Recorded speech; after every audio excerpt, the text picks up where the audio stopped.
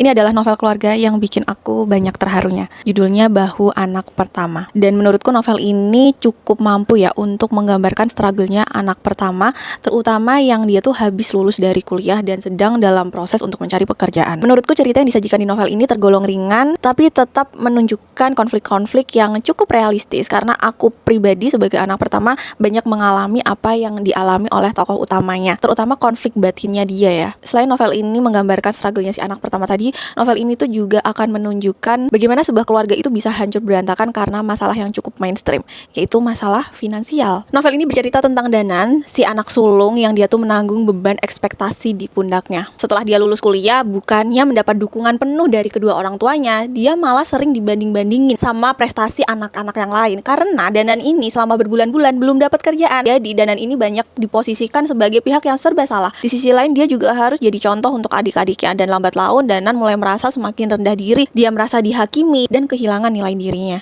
Dan situasi itu makin pelik ketika mereka dihadapkan pada kondisi finansial yang semakin memburuk dan semakin parah, hingga keluarga ini nyaris diambang kehancuran. Dan novel ini menurutku cukup baik untuk menunjukkan bagaimana keluarga yang sangat harmonis sekalipun saat dia dihadapkan pada masalah tentang uang, mereka bisa menunjukkan sisi diri mereka masing-masing yang paling buruk. Apalagi kalau udah terhalang sama yang namanya komunikasi dan gengsi. Aku suka sih bagaimana novel ini diceritakan dengan rapih, runtut, tidak melompat-lompat. Menurutku semuanya terasa cukup seimbang. Kita diperlihatkan bagaimana toksiknya keluarga ini, kita diperlihatkan bagaimana turning point di novel ini membuat segalanya berubah dan membuat tokoh-tokohnya saling mengambil keputusan ke arah hidup yang baru. Sampai akhir cerita aku dibikin terharu sih sama keluarga ini, dan aku suka sama eksekusi endingnya. Kalau kamu juga tertarik untuk membaca novelnya, boleh banget kamu cek aja di kiri bawah.